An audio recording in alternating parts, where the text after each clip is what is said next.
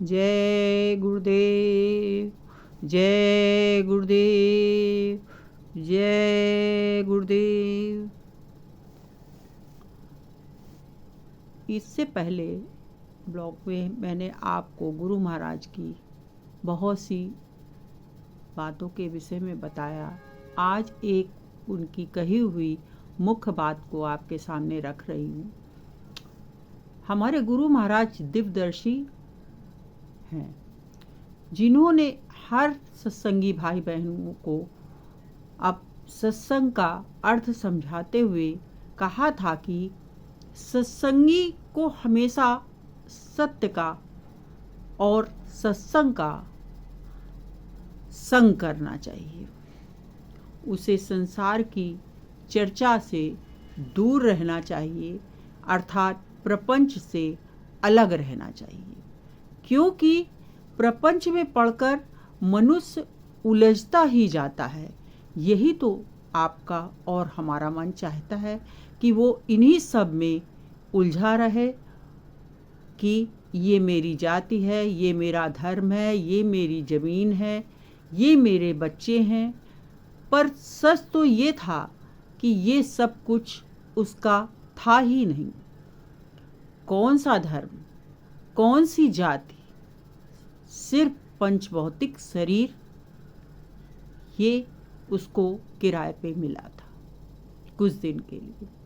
ये गुरु महाराज हमारे बताते, ये जिसमें ये पंच भौतिक शरीर आपको जो जिस मालिक ने अर्थात परमात्मा ने दिया है, उसके अंदर उस परमात्मा का अंश जीवात्मा बैठी है, जिसको काल के बंधनों से छुड़ाना था हमें आपको।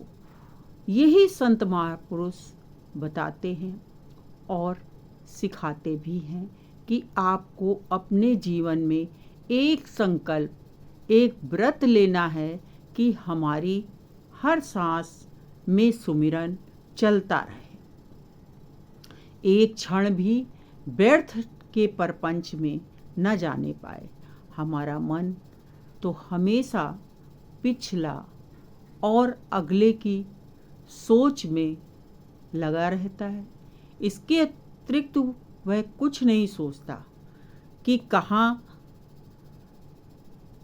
कल ऐसा हुआ था, उसने ऐसा कहा था, आगे हमें क्या करना है, क्या कहना है। यही सब दो बातों में जीवन के चक्र में वो समय बर्बाद करता रहता है और इसी तरीके से जीवन का चक्र घटता रहता है। सांसों की अवधि दिन प्रतिदिन घटती जाती है। इसी से गुरजन कहते हैं कि सांस सांस में हो सुमिरन तेरा, हर क्षण उसकी याद बनी रहे। उसके द्वारा बनाए हर जीव जंतु, हर प्राणी में वो ही समाया है। जब हम समदृष्टि से हर प्राणी में उसे देखते हैं तो अपने प्रभु की जैसी छवि हमें हर शख्स में दिखाई देगी।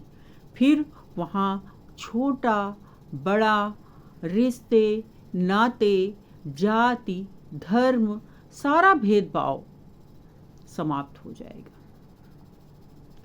पहले भी मैंने आपको बताया था कि कोई भी रिश्ता कैसा भी हो, जब आप अपने कर्म को सेवा के भाव से लेकर करते हैं तो वह प्रभु सेवा हो जाती है। हृदय में सोचकर देखें कभी आप कि कभी कभी कोई व्यक्ति आपके जीवन में हमेशा आपको कष्ट ही देता रहता है, हमेशा आप दुखी रहते हो उसके प्रति। कभी आपने सोचा है ये व्यक्ति या ये अपना हमारा ही जीवन में क्यों आया कष्ट देने के लिए?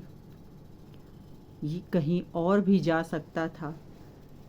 मैं ही क्यों इसकी पीड़ा का कारण बन रहा हूँ? इसका व्यवहार मेरे प्रति ही क्यों इतना पीड़ादायक है? क्या कमी है मेरी ओर से? ऐसा आपको सोचना चाहिए। भाई, वो आपका ही किया हुआ कर्म है जो आज आपके सामने खड़ा है, केवल उसने रूप लिया है दूसरा।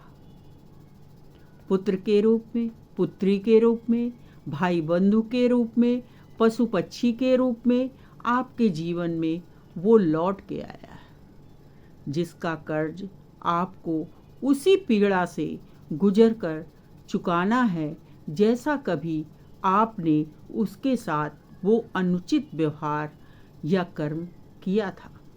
इसी सत्य से गुरु महाराज हम सबको अवगत कराते हैं।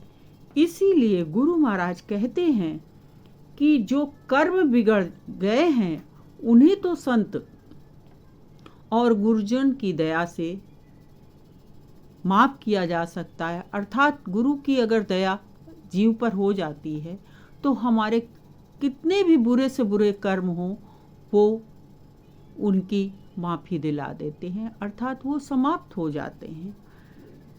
इसलिए हमको आपको अपने जन्म को, इस जन्म को व्यर्थ में नहीं गंवाना है। आपके जीवन में बार बार सुख दुख की आंधी आएगी, पर अगर संत के दिए हुए नाम का तिनका तुम्हारी जिह्वा पे है तो बड़ी से बड़ी आंधी का आप सामना कर सकोगे। सत्य की नाव डगमगा जरूर सकती है पर डूब कभी नहीं सकती। साधक को अपने गुरु के वचनों को हमेशा दोहराते रहना चाहिए। जब गुरु महाराज मंच से कहते थे कि तुम निमित्त मात्र खड़े हो जाओ, वो काम कराने वाला तुमसे काम करा लेगा, उस वक्त इस बात का इतना गूढ़ अर्थ नहीं समझ में आया था। पर आज जब भारत में करोड़ों की संख्या में वो लोग हैं जो उनकी इस बात को अपने अंदर उतार कर इस देश में जय गुरुदेव नाम की अलग जगा रहे हैं। जब उन छोटे छोटे बच्चे बच्चियों को मंच से आवाज़ लगाते देखती हूँ तो एक बार दिल में जरूर प्रश्न उठता है कि वो सामर्थ्य हम में सब में कहाँ से आई। तब एहसास होता है कि संत की वाणी कभी मिथ्या नहीं होती। कितने बच्चे बच्चियों को नशे और चारित्रिक पतन से गुरु महाराज ने बचा लिया। आज वही बच्चे समाज में एक नई धारणा, एक नई विचारधारा का प्रचार प्रसार कर रहे हैं। वो ईश्वरवादी होने के साथ साथ समाज में हर व्यक्ति को एक समदृष्टि से भी देखते हैं। भले ही कोई जीव जंतु हो या कोई मनुष्य हो, हर पशु पक्षी में उस ईश्वर का अंश जीवात्मा के रूप में बंद है। अगर उस जीव को तुमने कष्ट दिया तो तुम अपने प्रभु परमात्मा को कष्ट दे रहे हो। फिर तुम्हारी कैसी भक्ति, कैसी पूजा, कैसी आराधना। हम सब और ये जीव जंतु उसी के बच्चे हैं। कोई अगर किसी के बच्चे को दुखी और मारेगा, काटेगा, तो उसका पिता अर्थात परमेश्वर सबसे ज़्यादा दुखी होगा।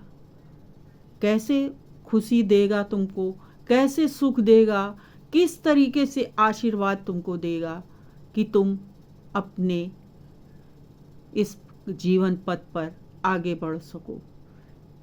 तुमको इसीलिए समदृष्टि से उसके साथ भी उसी तरीके का व्यवहार करना चाहिए जैसा तुम अपने लिए उससे आशा करते हो। उन्हें भी अपने जैसा समझो। इसीलिए प्रभु भक्ति से पहले गुरु वचनों को पकड़ो। अपनी जिह्वा पर प्रभु नाम लेने से पहले उस जिह्वा को मन, क्रम, वचन से शुद्ध करो, वरना गुरु द्वारा दिया नाम कभी कभी ऐसा भी होता है कि काल की तरीके से भी वो काम करता है। गुरु नाम लेकर गलत कार्य, गलत व्यवहार अपनाने से उसका परिणाम भी गलत ही होता है। ये पवित्र नाम है, जागृत नाम है, जो जीवात्मा को जगा सकता है। उसकी शक्ति को आप कम मत समझो। वो जीवात्मा को सही मार्ग में लाने के लिए हर उपाय कर सकता है।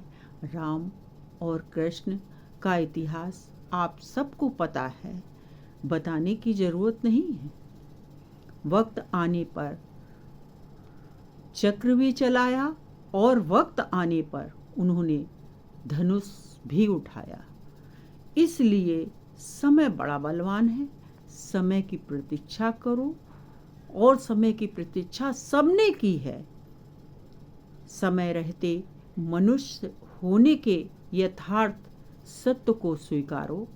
महापुरुष समरथ संतों की बात पर पूर्ण विश्वास के साथ अपनी इन सांसों को उस नाम से जोड़ें और अमोलक जीवन को व्यर्थ न जाने दें, वरना कब काल की गति गतिमान हो जाए और आपका वो क्षण आ जाए जब इस धरा को छोड़कर जाना पड़े, तब आप क्या करोगे। इसलिए गुरु महाराज ने जो भी हम सबको सिखाया, उसके पीछे तमाम साधु संतों की अथक मेहनत और अथक तप का बल उन्होंने हम सबको दिया। सत्संगी भाई बहनों को तो इस कलकाल में बहुत ही सजग रहना है, क्योंकि काल का जो चक्र है कलयुग में उन पर तो भारी है ही, जो नहीं समझ रहे हैं। पर जिनको बताया गया है, गुरु महाराज ने क्षण क्षण पे समझाया है, अगर वो कोई गलत कार्य करते हैं तो उसकी माफ़ी तो कहीं पे भी नहीं। जय